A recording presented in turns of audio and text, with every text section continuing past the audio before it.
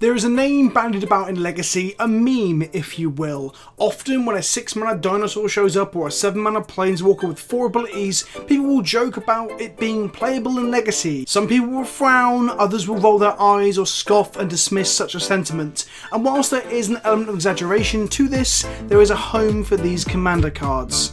That home is Nic Fit. Well, hello there, I'm Vince, also known as PleasantKenobi on the internet, and I'm going to take you on a little tour of a deck I often enjoy playing with. It's fair magic, the fairest of magic. It's almost too fair, so fair it's not fair. It's just like a full fat fair magic deck, but it's on crack. It's where all good commander cards go to die. It's like entering a competitive road race but your car has bunny ears and a cat's tail. It's like being in an eating competition but you show up wearing a full cosplay of Bill Oddie. It's like Eurovision Song Contest compared to X Factor. You might be all serious and shit with your sob stories and your covers of titanium, but I'm gonna blow a trumpet and dress up like a novelty fucking orc. But first, a lesson in Legacy.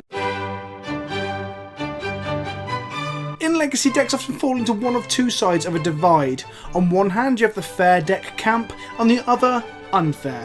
What exactly constitutes either of these categories is up for debate and discussion, but we can lay down some basics for you. Fair decks often look to play Magic in a way that's closest to what Richard Garfield may have intended. These decks will look to play efficient answers and threats, and often kill your opponent through attrition plans and the combat step. We are talking Delver, Death and Taxes, control decks like Miracles, and to an extent Burn. On the flip side of this, you have the unfair decks. The decks that look to gain an advantage or simply win by breaking the fundamental rules of Magic through things like fast mana or cheating cards into play. Now, when I say cheating, I don't mean playing 2 explorers when you haven't or fetching lands out of your graveyard with fetch lands. I'm more talking about show and tell deploying an Emrakul on turn 1 or reanimated decks bringing back Grizzly Bee on turn 2. These are being put into play perhaps several turns prior to what their mana cost would suggest. Alternatively, you could make a lot of mana off rituals, free mana sources, or even soul lands to storm off for a win or to Charbelcher people in the face. There are fast combo decks like Charbelcher, but there are also slow combo decks like Storm and Sneak and Show. This categorization of the Legacy metagame or Magic in general is of course not perfect, as decks like lands look to play a control game with a combo finish. It kind of cheats on mana with cards like Exploration, synergizing with cards like Life from the Loam to basically draw 3 cards and pump your mana out per turn, but ultimately it isn't doing anything truly unfair around 50 to 60% of the time. It's important to note that unfair doesn't also mean straight combo, by the way. For example, there's decks like Dredge. It can have a combo finish with cards like Zealot and Hate Flayer, but ultimately it's probably one of the grindiest decks in existence, as long as there isn't a rest in peace in play, of course, because if there is, you're probably fucked. Nonetheless, this distinction is talked about a lot when describing decks and discussing matchups. Nic Fit is interesting in where it fits on the scale. It cheats on mana to an extent, but through an effect that is balanced and allows the opponent to join in on the ramping. Essentially, it uses its ramp to play cards that are appropriately costed. Instead of cheating out a 14/14 on turn 1, it's playing 5 mana and 6 mana threats. It's just that Legacy decks don't often know how to deal with and will struggle to deal with 4, 5 or even 6 mana threats. And in essence, this is what I call Nic Fit the unfairest of fair decks, or perhaps so fair it fucking hurts. But maybe I'm getting ahead of myself. Let me explain exactly what the fuck Nic Fit actually is. Nic Fit, at least in names, comes supposedly from a typo on some forum lost to time. People looked at the combination of Veteran Explorer, Cabal Therapy and Pernicious Deed and said, huh, that's a nice fit. The story goes this happened perhaps on the source forums, but I don't know the exact origin of the term. Perhaps someone in the comment section below can tell me what they think. Anyway, this set of 3 cards is the core engine or shell of the deck. The idea is that we can disrupt our opponent through Cabal Therapy and also using it as a way to sacrifice the Veteran Explorer, allowing us to grab some basic lands from our deck and deploy large, costly threats earlier than our opponent can deal with them. The Cabal Therapy allows us to clear the way of cards like Force of Will or Swords of the Plowshare depending on what we're playing, whilst the greedy mana base of Legacy means that some decks won't even have 2 basics to go find off the Veteran Explorer. This means that this symmetrical effect is no longer symmetrical, and it isn't all that fair. It's basically broken in half because we're constructing our deck to make use of that mana far better than most. Nic Fit decks play somewhere between 7 and 10 basics depending on the variant and the build. The issue Nic Fit faces in recent times is the banning of Deathrite Shaman. Not only did it quite often play the card itself in some number because the card is fucking absurd, but Deathrite Shaman allow people to play ludicrous mana bases with no basic lands. With Deathrite Shaman dead, people are playing basics again because they're scared of Wasteland and back to basics, which makes the Veteran Explorer significantly worse. I mean, think about it, even pre-Deathrite Shaman banning, some matchups the Veteran Shell is just really awkward. Sometimes when you give the Miracles player free ramp on turns 2 to 4, it's a very bad idea. However, most decks will struggle to utilise the mana given to them in a way that is comparable to casting a 5-mana Planeswalker or hexproof flying threat. Have you ever seen Delver decks try and deal with a Resolved Sigarda? Yeah, it's fucking tragic. The other key part of this engine is the Deed, a card that allows Nic Fit to wipe away smaller costed creatures with its abundance of mana and utilise planeswalkers and expensive creatures that will survive through the Deed to kill their opponents. This, in essence, is the heart of Nic Fit. Where you go from there is completely up to you. I often play a very value-orientated mid-range junk list with Siege Rhinos, Gitrog Frogs and Tireless Trackers and such. I've also played Dino Fit on the channel before with a relative success through a stream when Ixalan first launched. Jund Fit, utilising the Punishing Fire combo as a fringe variant. Scape Fit, looking to allow for a combo finish, exists. Bug Fit with cards like Leovold or Muldrotha also exist. And more commonly in recent months, the most popular variant is probably Nyx Fit. That's right, Nyx Fit, NYX. It's a riff or pun or allusion to the enchantment godly realm of the Theros block. It's a variant that utilises the Rector cards to cheat into play planeswalkers and enchantments. Academy Rector has always seen a bit of play in these decks, allowing to go get big, fatty enchantments that the opponents can't deal with, but most recently Battlebond gave us Arena Rector, which allows them to go and get Gold Pharaohs and Ugins. This is probably the most unfair variant of the deck. Sometimes the opponent might struggle pretty hard against a turn 2, 3 or 4 at push Nicol Bolas God Pharaoh or Eugene L'Esprit Dragon. One of the greatest things about the deck is that it's an archetype that allows for a lot of creative license and allows you to play cards that you probably wouldn't get to play elsewhere other than perhaps a Commander game, when the rest of the Commander Clash crew aren't blowing up your lands or attacking you unrelentingly, Toma. This variant here in particular is aiming to grind people out and play some of my favourite cards in these colours. We have the core engine with 4 veterans, 4 Cabal Therapy and 3 Deed, alongside a removal suite of 2 Path to Exile, 3 Assassin's Trophy, a Liliana the Last Hope and Garruk Relentless. That's right, you get to play Garruk fucking Relentless. That is some exciting shit. The deck has a sweet selection of silver bullets for different situations that can be accessed through our playset of Green Sun Zenith. We have Merrin and Gitrog for the grind. We have Sigarda to beat up Delver. We have Rhino when we need to get reach and burn through and trample over. And we have Excavator against Wasteland decks, or when we need to recruit our own Wasteland or Ghost Quarter ourselves. We have Qasali Pride Mage and Knight of Warden for further utility. And we have Dryad Arbor for, of course, like Green Suns for 0 value ramp. So I guess it's time for me to show you how this ragtag collection of EDH staples performs as a cohesive whole. But before we do that, don't forget that this channel and all of its content is made possible by my patrons and my sponsors. My biggest contributors are on screen now. If you want to support me, as it's now my full-time job to make this stuff, you can throw me a couple of dollars via Patreon and join us on the Discord server where we talk about all sorts of shit, like a digestion after eating chocolate and cheese, or a Johnny's reproductive organs. Also, a quick shout out to Game Haven Sandy in Utah for this wicked MTG themed drink selection, brought to my attention on the Discord by Green Robbie. I'm particularly enamoured with the idea of a Johnny's creamy soda. Do you hear that, Danielle? That's a Johnny's creamy soda.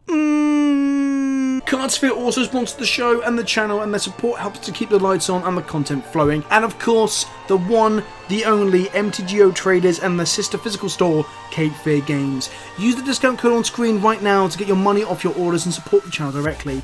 If you are looking to pick up a modern or legacy deck, MTGO traders make it so simple to do. They really are the best, and I swear by their fantastic service and their systems. I've been using them before I made content, and I still use them now. Without them, I would struggle to make this content right here. All cards are supplied by them. One love for the hip hop streets, and one love for MTGO traders. Right, let's fight!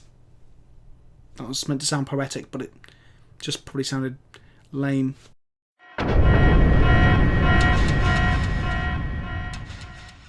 We have an opening hand of Vet, Cabal, Rhino and Merrin. This would be a great hand if we had a green source in hand for the Vets. However, I think this is still a keepable as we have our engine in Therapy and Veteran, which means Ghost Quarter ourselves isn't the worst thing in the world. I know we've effectively only got one real land then, but because we will get more lands guaranteed from the Veterans down the line, I think it's just about a keep. It's a risk, but where would we be without risk? Well, we'd probably have one less great military board game in the world. I've never actually played Risk. Have I played Risk? I think I played Risk once when I was drunk. I have been struggling with the deck, not really managing better than 2-3s with the deck since Deathlight Shaman got banned, so I'm trying to look objectively at what I might be doing wrong and for bad habits that I can break. I have considered that I'd probably blind Cabal Therapy turn 1 too much instead of waiting for information to inform that decision. I decided to wait till our opponent has made a turn 1 play before going Cabal, Ghost Quarter, find a green source, Veteran, and then flashback Cabal. Our opponent goes Ancient Tomb into Chalice of the Void on 1.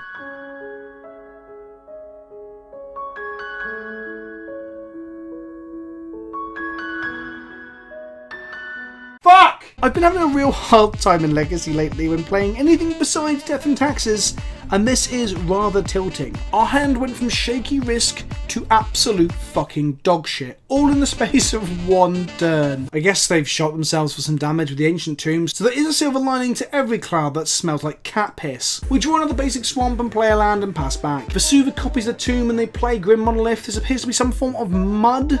The colourless prison deck leaning on artifact, fast mana and soul lands to play Eldrazi and or artifacts and disruption. We don't do a lot and our opponent takes themselves 13 life off of tomb usage to cast a Chalice of the Void on 2. Their odd life points from a Glimmer Post that they've played, so that's why they're on 13. We draw another 1 mana spell because life is fucking hard. They continue to make land drops and play a Matter Reshaper. If we're going to look at this from a positive slant, of all the scary threats out of a deck like this, a Reshaper is the least of our worries. We draw a 4th land and play Mirren as we have no other options here. You know I mentioned scary, crazy threats that these decks can play? Well, here is one. Endbringer is a scary motherfucker. Against TNT, it's probably one of the best cards because it kills so many things, from Mother of Runes to Thalias to Flicker Wisps. It draws them cards, it gets through, it's a big old body, it's just a pain in the arse. They crack as my Mirren and swing for 3. We draw Pernicious Deed. This is probably our best possible draw here. Cracking on 0 kills both Chalices, whilst cracking on 2 kills Chalices and the Monolith, restricting their mana severely. I play out a deed and pass. We take 8 going to 7. Yeah, this is most certainly 5p territory. Okay, let's turn this fucking ship around. We draw a Path to Exile, by the way, because we didn't have it. We untap and crack the deed for 2. Boom goes the Dynamite, goodbye Chalice of the Void and Grim Monolith. We play Veteran Explorer and blind name Ulamog with our Cabal Therapy because they are 1 soul land away from casting a Nulamog, and apart from Ugin, Nulamog is probably the biggest, most back-breaking threat here because it'll just blow up our lands and fuck us right out of the game. Ooh, that's a bingo!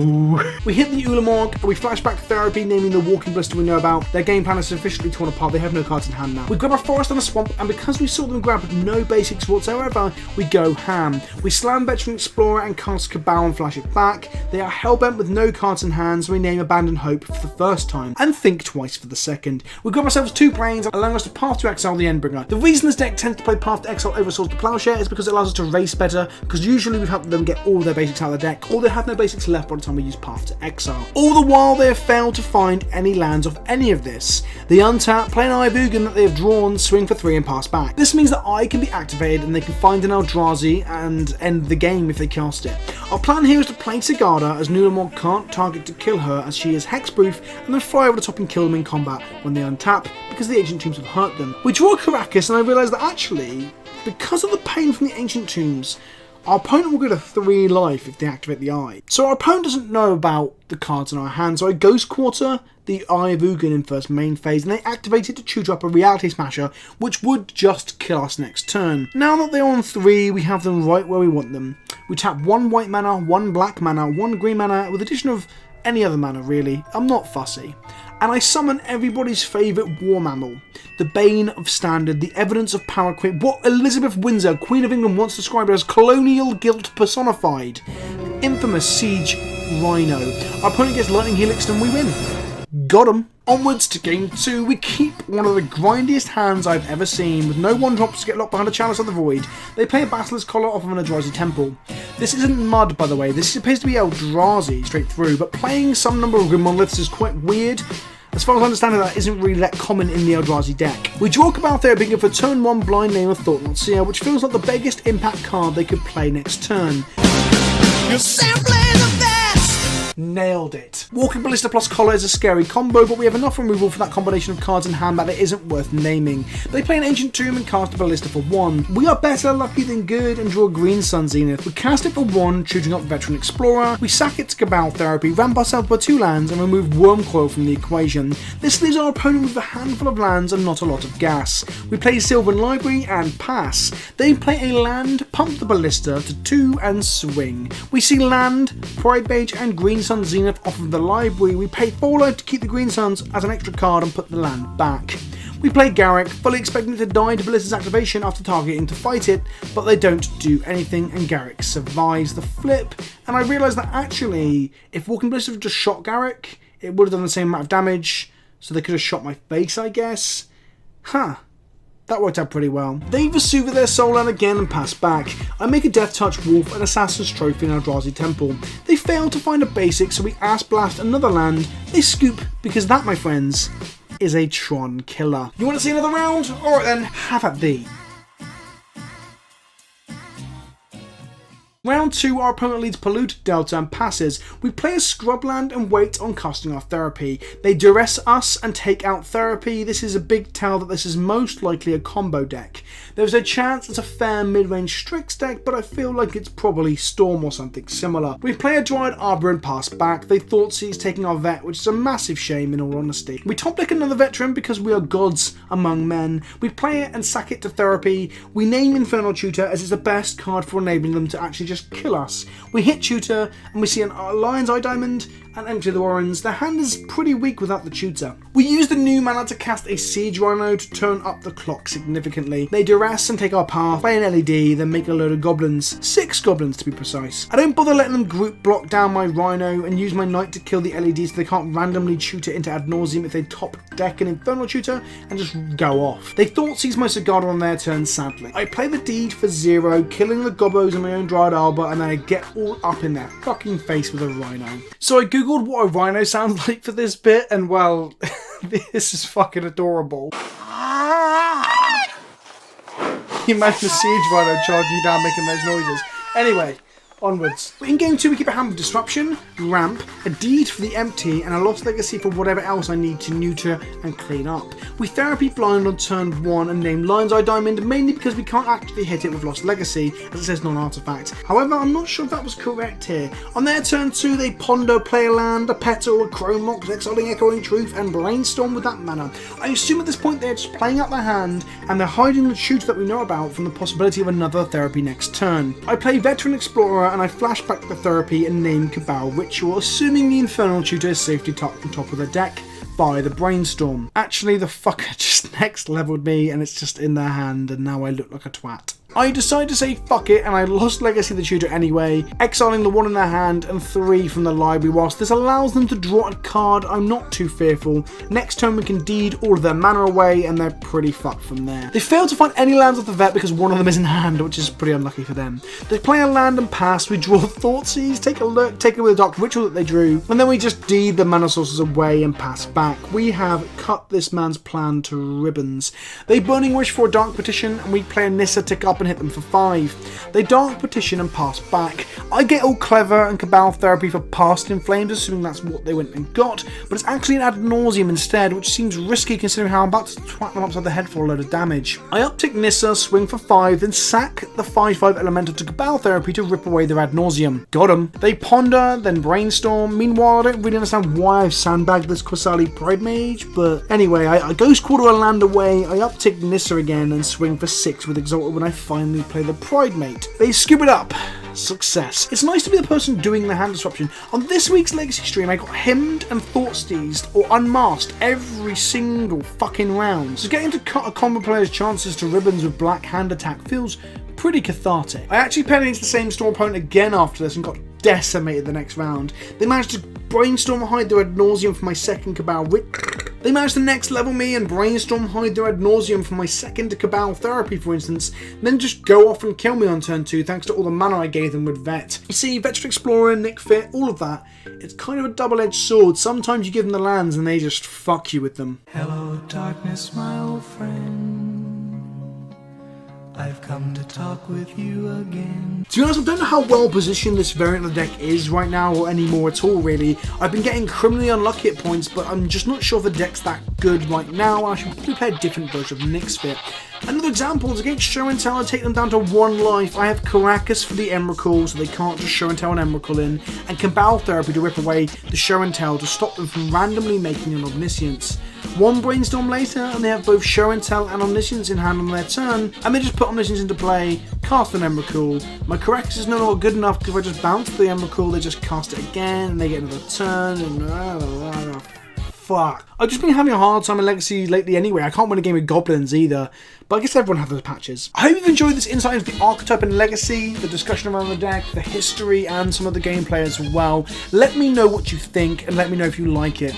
I plan to play more Nic Fit with different varieties on the channel over the coming months. Some Nic Fit, some Bug Fit with Peer and Toothy perhaps. So let me know in the comment section below which variants tickle your genitals the most, and I'll see what I can do to accommodate for you. Like some sort of working lad who's just gonna take money from the internet to get their rocks off. In the meantime, be sure to like the video and share it with your friends. Subscribe if you haven't already and hit the bell icon as well. YouTube seems to be being a bit funny about putting my notifications to people's sub boxes, so yeah, do what you can to keep track of when my content's coming out, because YouTube isn't always that reliable. I've been Vince, also known as PleasantKenobi on the internet. I stream every single Monday at 7 PM GMT, and I'll be announcing more stream dates soon. I'm also on Dice to Removal, the professor over at Ehrling Community College's bi-weekly podcast, as his co-host, so check me out there as well. Think of me when you touch yourself, and I'll speak to you all very, very soon.